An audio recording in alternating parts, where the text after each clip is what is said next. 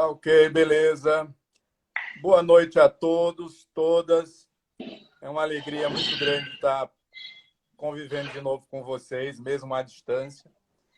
Eu tenho saudade danada de ficar dando aula aí para a turma. Mas, então, nós vamos hoje falar sobre os fundamentos de teoria de campos. Vamos fazer um pouco de revisão histórica, né? E vamos depois colocar as conexões com a gravitação e finalizando com uma visão do que é que tem dos desafios modernos, digamos assim, né? Então, como certamente a maioria sabe, a relatividade, né? Tanto a relatividade restrita de 1905 e a relatividade geral de 1915, são criações do Einstein, e a mecânica quântica seguiu um trajeto um pouco mais nebuloso, porque começa com Planck, em 1900, e, de certa maneira, a gente só fecha a construção básica da mecânica quântica em 1928, com a Conferência de Copenhague, basicamente com Bohr e Heisenberg, né? Muito bem. Então, essas duas são as duas grandes teorias da física do século XX, são a base da física moderna, tudo que se faz hoje, etc. Mas ainda antes da Segunda Guerra, aí por volta de 30, 34, o pessoal já começou a discutir o que seria uma teoria quântico-relativista. E, na verdade, apareceu uma tentativa de fazer essa junção, né? Que um dos principais físicos que colaborou nessa junção inicial foi o Dirac. O Dirac, em 1928, ele propõe a famosa equação de Dirac, né? E, com isso, ele introduz o que a gente chama hoje de mecânica quântica relativista. Muito bem. O que é a mecânica quântica relativista? A mecânica quântica relativista, ela sustenta a visão de uma partícula só da mecânica quântica e também da relatividade. Então, a mecânica quântica relativística seria uma teoria que junta a relatividade e a mecânica quântica para descrever uma partícula. Essa teoria teve muito sucesso, especialmente porque deu uma base consistente para a ideia de spin, que é uma ideia que, quer dizer, que é um conceito que foi introduzido de uma maneira um pouco à força na mecânica quântica, mas com a mecânica quântica relativística, a ideia de spin aparece naturalmente. Então, o conceito de spin ficou claramente vinculado à ideia da relatividade, à ideia do próprio grupo de Lorentz, que é o grupo que está por baixo, né, digamos assim, do spin, da relatividade e certamente do spin. Então, além disso, a mecânica quântica relativística, através de Dirac, propõe pela primeira vez o que seria uma antipartícula. Isso é inconcebível, mas foi proposto, porque dentro da equação de Dirac dava para tirar o conceito, né? E, além disso, teve outra conceituação muito interessante, que foi a criação da relação entre spin e estatística, que é o que a gente chama de teorema de estatística, que nada mais é do que a ideia de que existem bósons e férmions. Isso foi possível dentro dessa concepção da mecânica quântica relativística, de Dirac e outros, né? Um dos principais é o Dirac, mas certamente tem outros.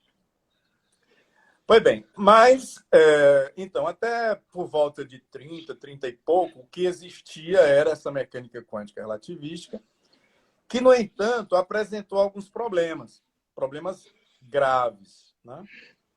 E, entre eles, o chamado problema da probabilidade negativa.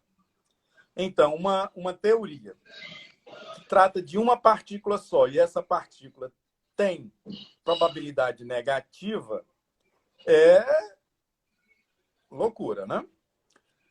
Embora isso acontecia muito com a chamada equação de Klein-Gordon, que trata bósons, né? Mas não acontece, ou não acontecia, com a equação de Dirac, que ela tem uma natureza diferente da equação de Klein-Gordon. A equação de Klein-Gordon é uma equação de segunda ordem, Dirac é de primeira. E esse problema da probabilidade negativa e das energias negativas também, né? É mais ou menos solucionado por Dirac, né? Nessa equação dele. Mas é realmente só mais ou menos, porque a maneira que ele usa para tratar a questão das energias negativas acaba sendo, digamos assim, um arranjo. Tudo bem. Aí, já se discutido, por exemplo, o conceito de campo, né? O conceito de campo é uma coisa basicamente quase que introduzida por Newton, né? Newton não introduz campo como nós entendemos hoje, mas ele introduz o que a gente chama de ação à distância, né? Essa coisa, como é que o Sol afeta a Terra, né? Quer dizer, é uma força de ação à distância. Mas quem realmente veio dar uma visão mais consistente do que a gente chama hoje de campo foi o Faraday, né? Isso a gente aprende no colégio, o que é o campo, né? A gente não sabe direito o que é, mas o professor às vezes pega e faz aquele célebre exemplo de botar uma limalha de ferro em cima do papel e botar um ímã embaixo, e a gente vê que, estranhamente, as limalhas ficam seguindo as linhas de campo, né? Muito bem. Então, a visão de campo, ou de campos, né, já era uma visão relativamente estabelecida, né, no final da década de 30, por aí, né? Aconteceu, então, que logo depois da Segunda Guerra, já por volta de 47, né, o Feynman, independentemente, mas com contatos com Schwinger, começaram a construir uma teoria quântica relativística, mas não para partícula, e sim para um campo, né? Qual é a diferença? A diferença é muito grande, porque uma partícula ela tem 3 graus de liberdade, se ela estiver livre, né? E um campo é um conceito que envolve infinitos graus de liberdade. Então, você trabalhar com campo ou com partículas são coisas muito diferentes, né? Pois bem, a proposta do Feynman e do Schwinger, né, foi feita em 47 e eles criaram o que a gente chama de a primeira teoria quântica de campos, que é a chamada eletrodinâmica quântica. A eletrodinâmica quântica, então, é uma teoria de campos, né, que trabalha com campo eletromagnético, mas dentro de uma visão quantizada, né? Porque a gente sabe o seguinte, o eletromagnetismo a gente já conhece, etc. e tal, mas dentro de uma visão clássica, né? O que faz a eletrodinâmica quântica é exatamente o que o próprio nome diz. Quantiza o eletromagnetismo, né? O interessante é que em 48, Tomonaga, que era obviamente um japonês, disse que desenvolveu aqueles conceitos fundamentais de teoria de campos durante a guerra, né? Esse é um cara muito, muito interessante, né? Porque o cara, durante a guerra do país dele, o país numa situação difícil, o cara vai desenvolver a eletrodinâmica quântica. E aí o Tomonaga, em 48, ele viu que o pessoal tinha, o Feynman e o Schwinger tinham feito a primeira proposta da eletrodinâmica quântica, e ele mandou uma carta para o Oppenheimer, em 48, dizendo que ele também tinha feito. E daí ficou conhecido posteriormente como uma teoria de Feynman, Schwinger e Tomonaga, que acabaram ganhando o Nobel em 65, e dizem até que eles deviam ter ganho antes, porque a teoria ficou fechada em 47. Mas eles só foram receber em 65 e dizem que foi culpa do Bohr.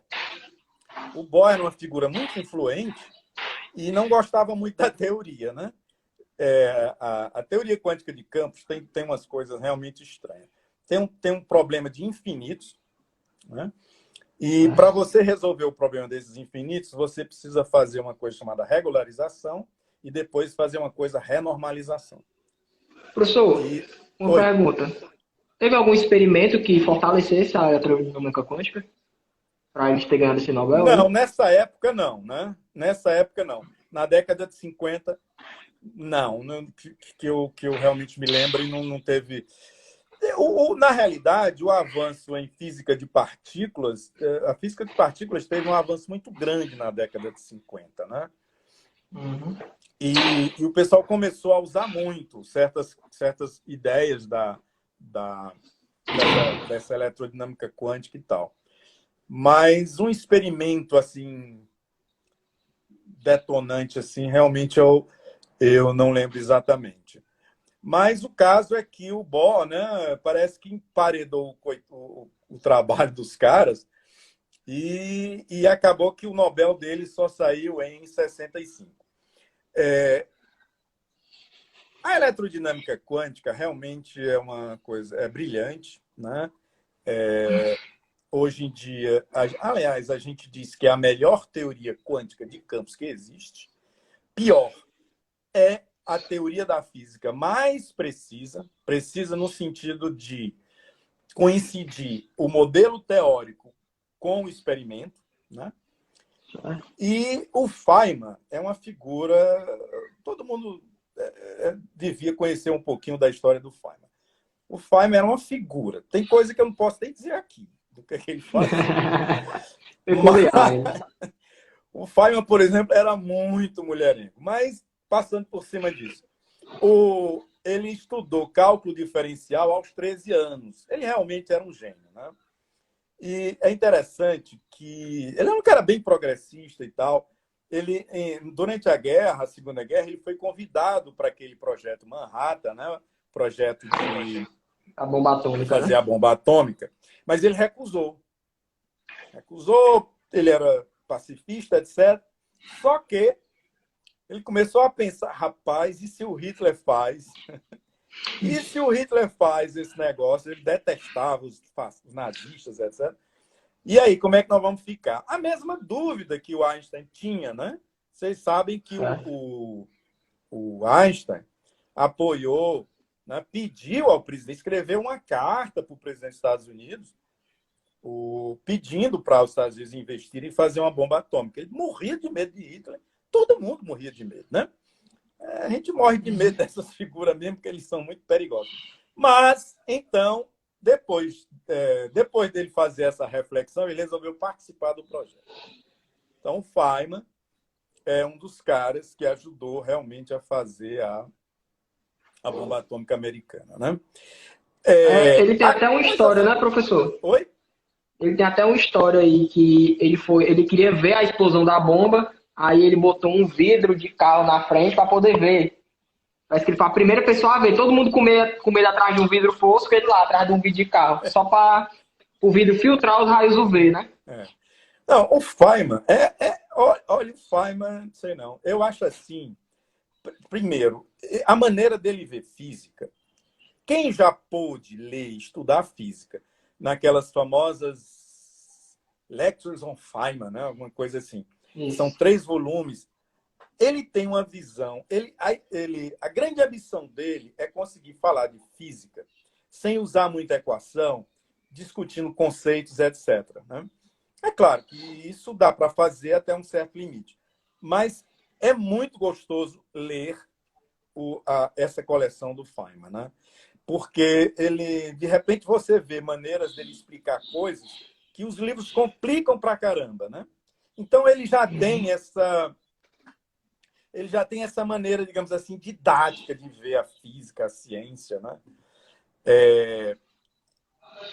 E por outro lado, ele, por exemplo, quais foram qual foi a participação dele que eu diria assim mais importante na QED, né? É exatamente a formulação de diagrama de Feynman. Né? Diagrama de Feynman é exatamente uma tentativa pictórica, né? Diagrama, né? De tornar mais claro um monte de equações, tornar mais claras um monte de equações, né? Porque quando você trabalha com uma teoria de campos com interação, você nunca consegue resolver exatamente, a não ser que seja em 2 dimensões. Mas em 4 dimensões, você nunca consegue resolver exatamente. Então, a solução é uma série perturbativa. Né? Então, é muito complicado para você ir tratando aquilo ali, etc. Quando você traduz essa série em gráficos, tudo fica muito mais simples. Bom, aí demanda um certo tempo para a gente falar. Mas, e a outra coisa também que eu acho genial é a abordagem. Ele cria uma nova maneira de abordar coisas quânticas, que é o que a gente chama de integral de caminho. Integral de caminho ele usa tanto na mecânica quântica normal, digamos, quanto na teoria de campos. Né? É uma abordagem realmente muito simplificadora. Pena que, em certa parte, ela parece assim, muito artificial, mas ela é muito boa para se chegar ao final das contas. Né? Muito bem.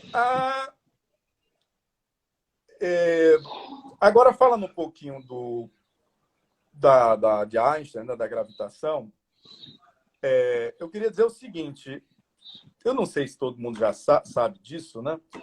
Mas em 1803 teve um pesquisador, um cientista chamado Soldner, né? Que ele calculou o desvio. Ele acreditava, na época, que a luz era composta de partículas. Né? Vocês sabem que tem toda essa questão. Foi daí que surgiu a mecânica quântica. A luz é de partículas ou é onda? Né? E, do ponto de vista histórico, tinha épocas em que tinha experimento que dizia que era formada de partículas, e tinha outras épocas que dizia que era formada de ondas. Né? Então, na época dele, embora o pessoal achasse que era onda, ele começou a achar que era partícula. Tudo bem. Pensando nisso, ele conseguiu calcular, é claro, Galileu já dizia, né? A Terra atrai, né, os objetos, etc. Né? Ou seja, o campo gravitacional. Né? Então, baseado nisso, mesmo com a ideia de que a luz não tinha massa, né, ele fez uns cálculos e calculou que o desvio da luz passando próximo ao Sol era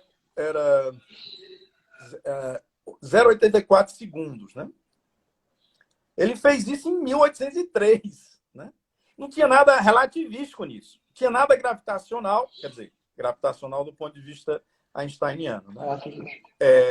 Só que ninguém deu valor. Todo mundo achava que, na verdade, a luz era onda e o coitado ficou esquecido e etc. 100 anos depois, quando se começa a discutir a questão da relatividade, depois relatividade geral, né? O Einstein vai lá e faz uns cálculos usando o princípio da equivalência e encontra a mesma coisa. Né? Que a luz seria desviada de 0,84 segundos Isso em 1911. Veja só, né? Como é que ele mudou isso? Né? Ele mudou por quê? Porque ele começou a estender a ideia do princípio da equivalência, que é um dos fundamentos da relatividade geral. Ele começou a pensar na ideia de deformar o espaço-tempo. Eu diria que a ideia da deformação do espaço-tempo talvez seja a ideia mais revolucionária que ele teve. Né? Veja que, no início, você pensar só no princípio da equivalência, para quem depois foi estudar ou já estudou um pouco relatividade geral, né? É uma coisa relevante, mas não é tudo. Né? A ideia de chegar de que a deformação do espaço-tempo que modifica, quer dizer, a massa modifica a estrutura do espaço-tempo, eu considero, modestamente falando, que foi a ideia mais revolucionária e ousada do Einstein. Quando ele introduz essa deformação do espaço-tempo, né, e ele refaz os cálculos, ou seja, quando ele usa realmente a relatividade geral full, completa, aí ele vê que dobra. O valor, ao invés de 0,84, passa a ser 1,7. Né? E eu gosto também de contar a história que ele teve muita sorte, porque a primeira proposta dele, né, de 1911, o pessoal, uns alemães tentaram comprovar num eclipse na Crimeia. Isso era mais ou menos 1913 para 14. Só que eles estavam no trem com todos os equipamentos indo para a Crimeia, que é, na época, como também ainda hoje, é da Rússia, né? Só que estourou a guerra e os russos prenderam os alemães. Eles não puderam fazer o experimento e voltaram. Parece que voltaram e tal. E os russos ficaram com os equipamentos. Para a sorte do Einstein.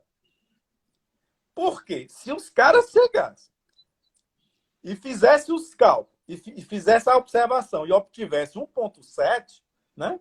Todo mundo ia dizer que ele estava errado, né? Aí o que acontece? Nesse intervalo de 11 a 15, é quando ele introduz a ideia da deformação do espaço-tempo, ele refaz os cálculos e dá 1,7. Que foi o que foi, né? Que foi exatamente o medido em Sobral. Né? Sim, sim. Sobral e, se eu não me engano, em Cabo Quando é que Verde foi? Em também, em algum canto da 1919, né? África. Foi, 19. Pois é. Pois bem, eu gosto sempre de citar isso porque também é o seguinte, né? Primeiro, a gente tem que ter um pouco de sorte, né? O Einstein teve um pouco de sorte e ninguém é perfeito, né? O cara também às vezes comete alguns erros e foi o fato dele continuar trabalhando com ele podia ter parado na ideia do princípio de equivalência e tal, mas ele continuou a pensar porque ele percebia que alguma coisa estava incompleta até, né, introduzir a história da deformação do espaço-tempo. Bom, então, juntando, a ideia agora do mesmo jeito que se juntou a mecânica quântica e a relatividade para fazer a teoria quântica de campos, né? E, de novo, a teoria quântica de campos é a única teoria que junta de uma forma consistente a relatividade e a mecânica quântica. Mas, então, o que acontece é que por volta de 60 e de lá para cá, né? Mais para o lado, o pessoal começou a pensar como é que seria unificar a gravitação e a mecânica quântica. Ou seja, como é que eu quantizo a gravitação. Na década de 70, praticamente, já se tinha quantizado o campo eletromagnético, que é QED, a força eletrofraca e a força forte, né? Que junto com a gravitação são as 4 forças fundamentais, né? Mas o pessoal não conseguiu fazer, como ainda não consegue, a quantização da gravitação. Então, É aqui que começa uma coisa interessante, que eu diria, que é onde a gente pode introduzir o Hawking. Né? O Hawking também foi um cara brilhante e uma das ideias básicas dele era que tem que ter gravitação quântica. Ou ainda, né? A gente não pode... Ele tem uma frase que ele diz: a teoria da relatividade de Einstein não pode explicar sozinha a origem do universo. Eu gosto de chegar nesse ponto falando o seguinte, que é aqui que começa o imbricamento entre a gravitação e a teoria de partículas, ou a teoria quântica das partículas. Né? É exatamente nessa época, isso é final dos anos 70, em que Hawking diz que ele precisa ter efeitos quânticos na cosmologia. Ele não consegue obter, descrever o que o universo é, se ele não considerar efeitos quânticos. É aí que ele faz aqueles brilhantes trabalhos sobre buracos negros e que ele constrói a ideia de que o buraco negro pode, diferentemente do buraco negro clássico de Einstein, mas um buraco negro quântico, é que ele pode emitir radiação. Você vai falar alguma coisa? Uma pergunta aqui. O que é que está atrapalhando nessa cogitação da gravidade? O que é que está empatando? Onde é que os físicos param aí? Não conseguem avançar? Rapaz, a maneira como o pessoal aprendeu a fazer quantização de campos, campo eletromagnético, campo da força forte, campo da força fraca, é muito baseado numa série perturbativa que converge. Tá? Isso tem muito a ver, o pessoal que já viu um pouquinho de séries, etc., série não convergente, séries convergentes, etc., isso tem muito a ver com uma constante, né? Com a constante uma constante importante na série. Por quê? Porque quando você faz uma expansão em série, por exemplo, o caso da eletrodinâmica, né? Você faz uma expansão em série onde a sua constante é a carga. Então, tem o primeiro termo, que é o termo clássico, que não tem correção quântica nenhuma, onde a carga nem aparece.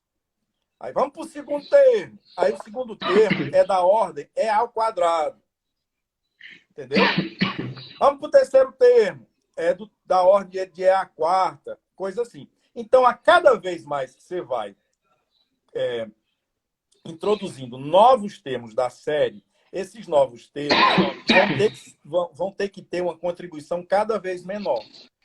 Quem define isso é a carga, é a constante. Porque a carga, por exemplo, a carga ao quadrado, a gente chama de alfa, constante de estrutura fina, né?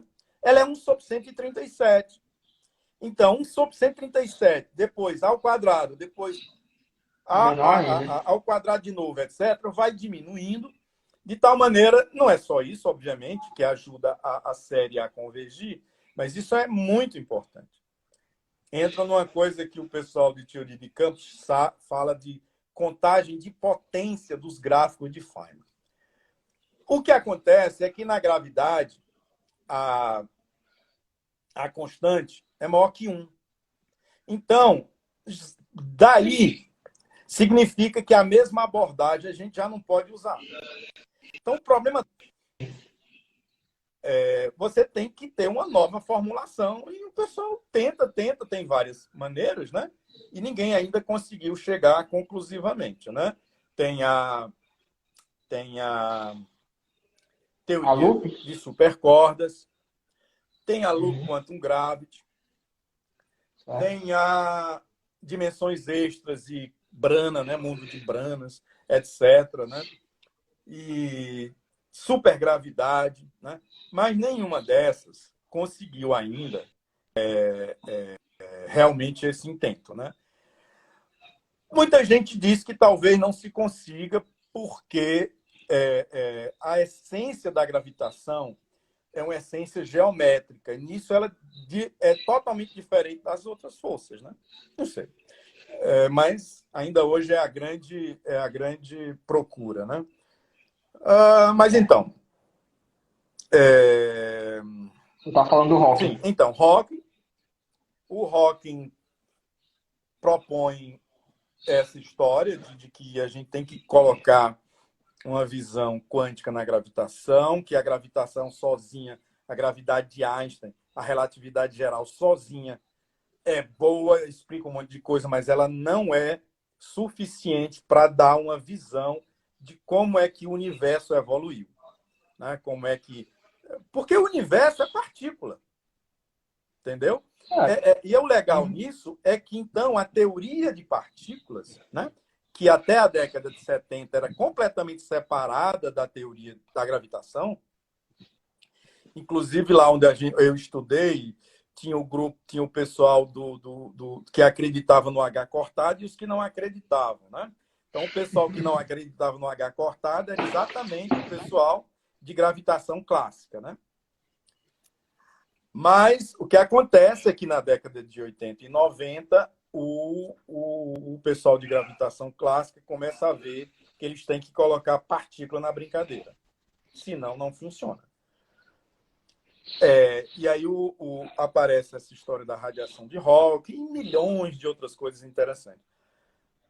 Pena que ninguém ainda conseguiu mostrar isso, né? Quer dizer, por exemplo, a radiação de Hawking, que é uma coisa muito bonita, introduz a ideia de que o buraco negro pode ser criado e destruído, né?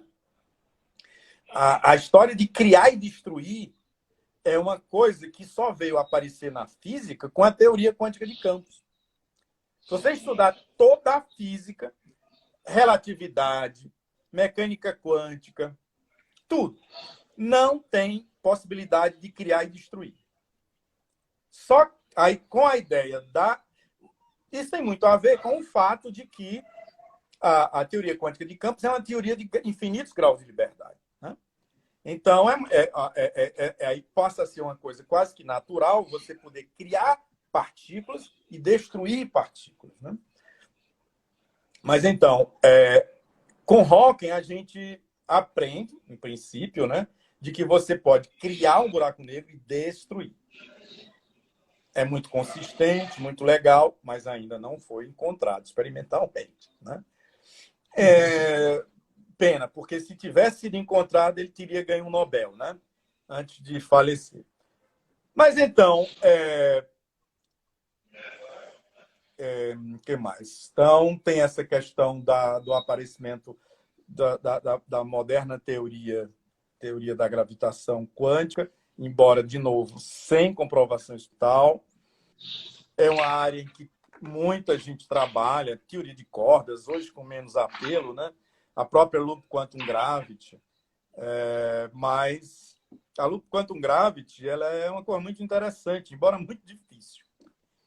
Muito difícil. Aliás, as duas, né? Mas é interessante falar da diferença, que é o seguinte. Oi? O senhor poderia dar uma ideia do que é a Loop Quantum Gravity? É o que eu vou tentar. A teoria de cordas, primeiro, ela tenta ser a teoria do tudo. Ela não quer só quantizar a gravitação. Ela é muito metida. Ela quer explicar tudo. Tudo que existe, ela quer explicar.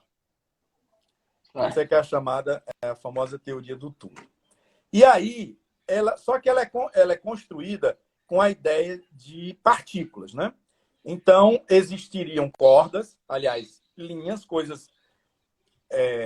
a partícula seria uma linha, né? Mas no nível de energia e de um tamanho absolutamente inacessível. Escala de Planck. 10 elevado a menos 30 e pouco metros. Uma energia gigantesca, né? Então, essas cordas, elas vibram e com essas vibrações, os modos de vibração criam as partículas, o universo e tudo mais. Essa é, de uma maneira extraordinariamente grosseira e superficial, a teoria das cordas, né? a gente acompanha um pouco, eu não trabalho, né, com supercordas. Trabalhava nas imediações do prato, né? Como em física a gente às vezes tem que se preocupar com essa coisa do mercado, né? Eu me lembro quando eu fazia o doutorado, o pessoal dizia muito, olha, a gente não vai fazer cordas, mas a gente vai ficar comendo pelas beiradas, ou seja, tudo que a gente fizer, a gente diz que tem uma conexão com corda, né? Então, por exemplo, a minha tese de doutorado, eu trabalhei com supersimetria, e a supersimetria que eu trabalhava era a supersimetria do que os cordistas chamam de world sheet, né? Da mesma forma como na relatividade tem a world line, né? Que é uma linha de mundo, a corda, como é uma corda, né? Quando ela se propaga, é como se fosse um lençol, né? Como se fosse né? Então, eles chamam de world sheet. E aí você tem uma supersimetria nesse world sheet e tem uma outra supersimetria em 10 dimensões, que é onde é a coisa básica, né? Só que tem uma relação entre esses dois mundos, né? O mundo bidimensional e o mundo de 10. E o mundo de duas dimensões, existem umas teorias de que existe uma supersimetria chamada 2,0 lá. E aí eu ia trabalhar com essa supersimetria 2,0 sem nem me ligar para cordas, mas na hora de escrever o trabalho eu dizia o quê? 2,0 é uma supersimetria que segundo fulano e cicrane, existe lá, etc. Então, né? Pegava carona, Existe né? um pouco essa coisa de... especialmente a gente do 14º mundo, né? Nós éramos do terceiro, né? Depois das eleições de 2018, acho que a gente está indo para o 10º. Mas, então... Não, professor, a gente é satélite. Foi rebaixado para satélite. Pois bem, que mais? É isso. Ah, sim. Então, o que tem mais interessante? Ah, não, eu esqueci de falar. Então, tem essa teoria de supercorda, ela é muito bonita, muito interessante. Tem consistências matemáticas, foi desenvolvida uma matemática diferente, etc. Bom, a maioria dos cérebros do mundo, né, foram nessa direção. Só que depois de 40 anos, porque a gente pode dizer que as supercordas têm 40 anos, né? Basicamente, começaram 80, por aí, né? Não se tem nenhuma comprovação experimental, né? Então, ela está começando a ficar meio marginalizada, né? A loop quantum gravity, ela é um pouco mais modesta, né? Ela só quer quantizar a gravitação, não quer saber de mais nada, né? E ela parte de uma visão muito de relatividade geral. Uma visão não de partícula, né? Como é a teoria de supercorda, mas de geometria. Então, a ideia... Nunca trabalhei, mas a gente fica vendo, lendo um pouco as coisas. A ideia da loop quantum gravity é que você pega o espaço-tempo e vai discretizando. Quer dizer, você vai pegando cada vez mais um pedacinho menor do espaço-tempo. Tá. Até que você vai chegar numa situação em que você não tem mais como ter um volumezinho que seja formado de outros volumes, né? Ou seja, sob esse ponto de vista, acaba a singularidade. Singularidade é uma coisa que aparece muito na relatividade geral. A ideia básica do buraco negro surgiu da visão de singularidade, né, de Einstein. A loop quantum gravity não tem. E a loop quantum gravity, então, ela vai pegar grandezas que são contínuas e transformar em grandezas discretas. E vai trabalhar com isso, na ideia de conseguir, com essa discretização, que seria uma quantização do espaço-tempo, né? Essa é a proposta muito, muito basicamente falando, né? De novo, a Loop Quantum Gravity também ela não é muito ambiciosa e, de certa maneira, ela está muito restrita a certos grupos, né? Não é todo mundo que... Não é como as cordas, né? Mas também, do mesmo jeito que as cordas, ela ainda não chegou... Não precisa nem realmente quantizar, mas basta, na hora em que uma dessas teorias mostrar experimentalmente algum caminho, significa que aí a gente... Opa, parece que é por aqui, né? Mas nenhuma das duas conseguiu fazer isso. Para finalizar, só falar um pouquinho da questão que a gente pode dizer que é a nova física, né? Essa física mais do século XXI, né? Sei lá, né? E tem dois exemplos em que eu sempre interessante, não só porque é a mistura de teoria de campos com gravitação, né? Mas porque a gente não sabe nada a respeito. Uma coisa é a tal da matéria escura, né? A famosa ideia da matéria escura. A matéria escura seria tipo a galáxia é envolvida por uma coisa imperceptível, né? Que seria essa tal matéria escura. A gente não sabe do que ela é feita, né? Mas sabe que tem massa. Né? E a outra coisa seria a famosa energia escura, né?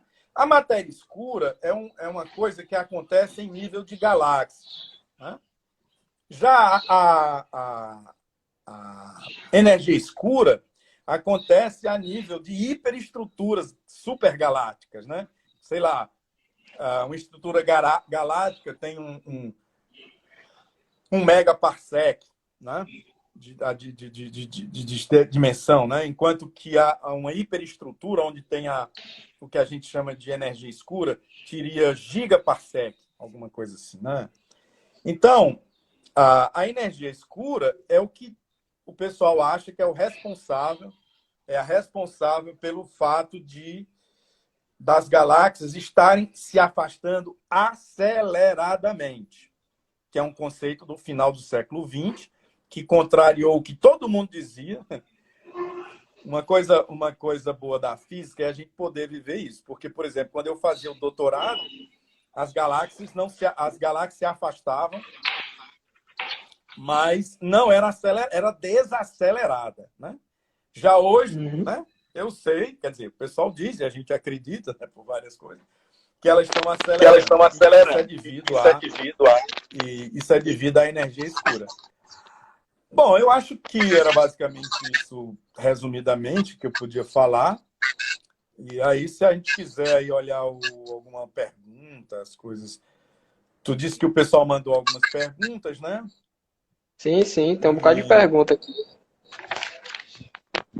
Eu vou abrir os comentários aqui também, professor, para o pessoal ir falando, só ir lendo os comentários aí. Se eu conseguir ver nesse celular. Eu Mas pensava que ia dar para fazer no notebook, mas tá ótimo. Pois é, depois vou pesquisar para ver se dá para fazer pelo notebook. Porque eu acesso o Instagram pelo notebook, sem problema. Uhum. Mas eu acho que todas as funções não estão lá. Pois é. O Ibama tá dizendo que tá dando eco. Pessoal, tá dando eco aí?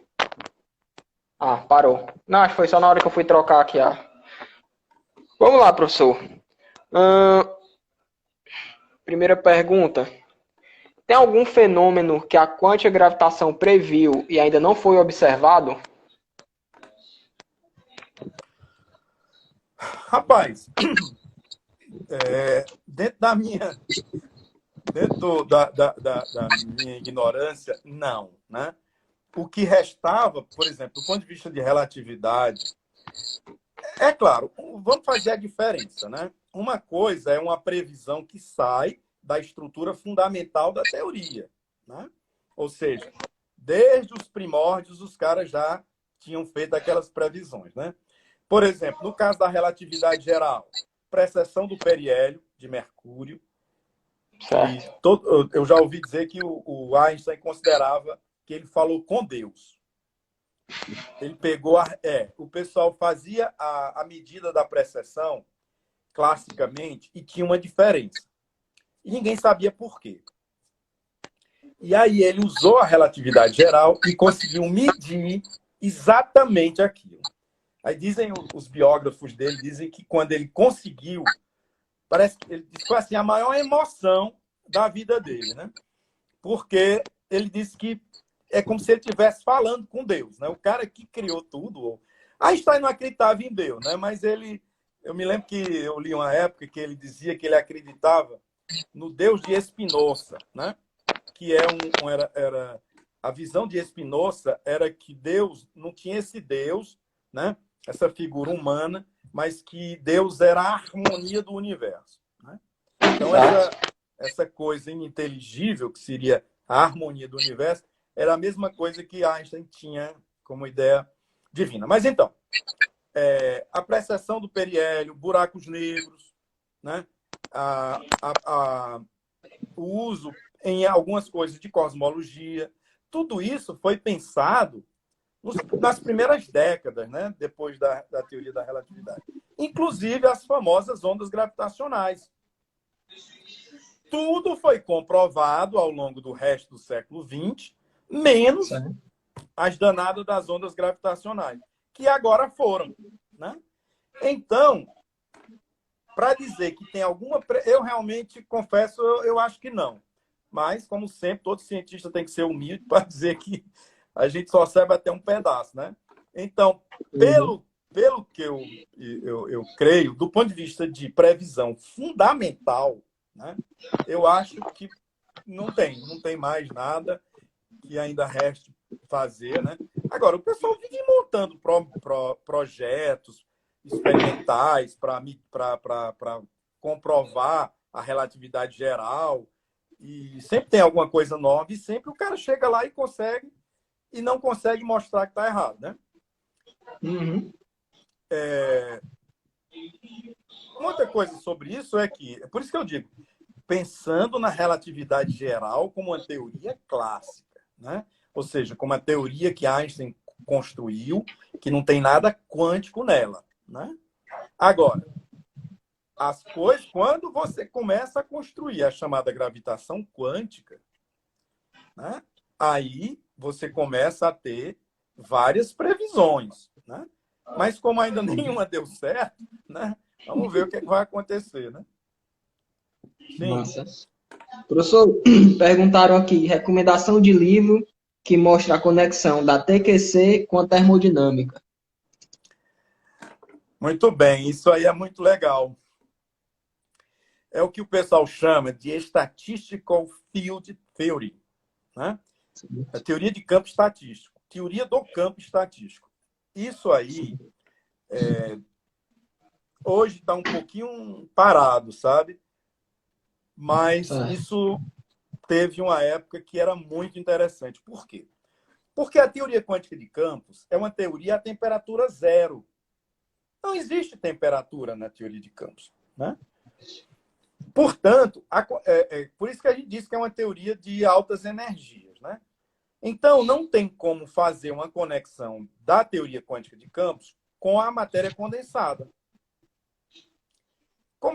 Mas tem. Como é que se faz? O pessoal coloca temperatura na teoria quântica de campos. A gente chama teoria quântica de campos a temperatura finita. Que, basicamente, é como se você introduzisse uma estatística.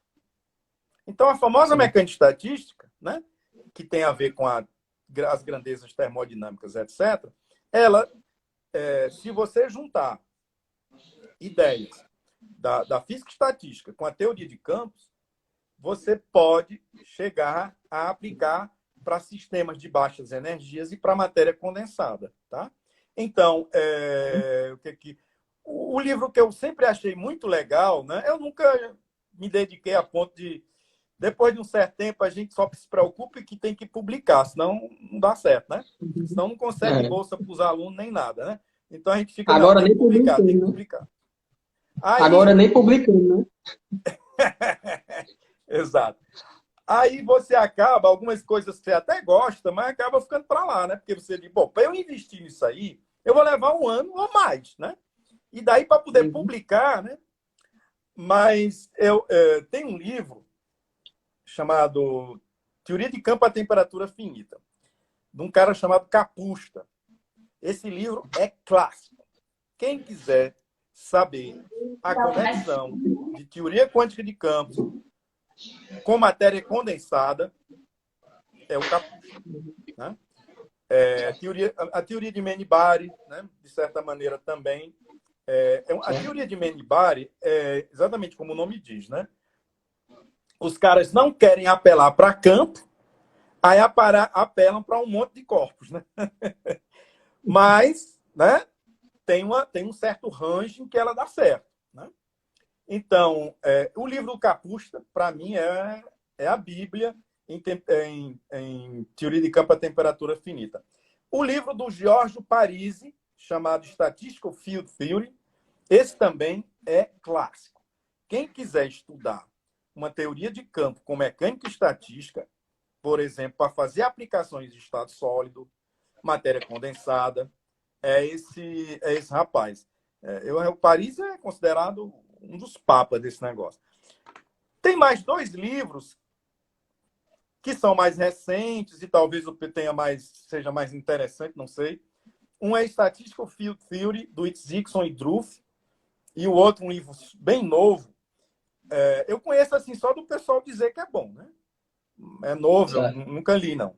Tem um livro de um cara chamado Kardar, né? Statistical Physics of Fields, né? Para mim, se o cara quer entrar nessa área, esses 4 livros já mata tranquilamente. Na verdade, o primeiro e o segundo já matam. É isso. Professor, teve um que perguntou aqui também se tinha algum livro de TQC em espaço curvo. Tem. Tem? Qual que o senhor falou para ele começar a ler? Como é que é o nome, rapaz?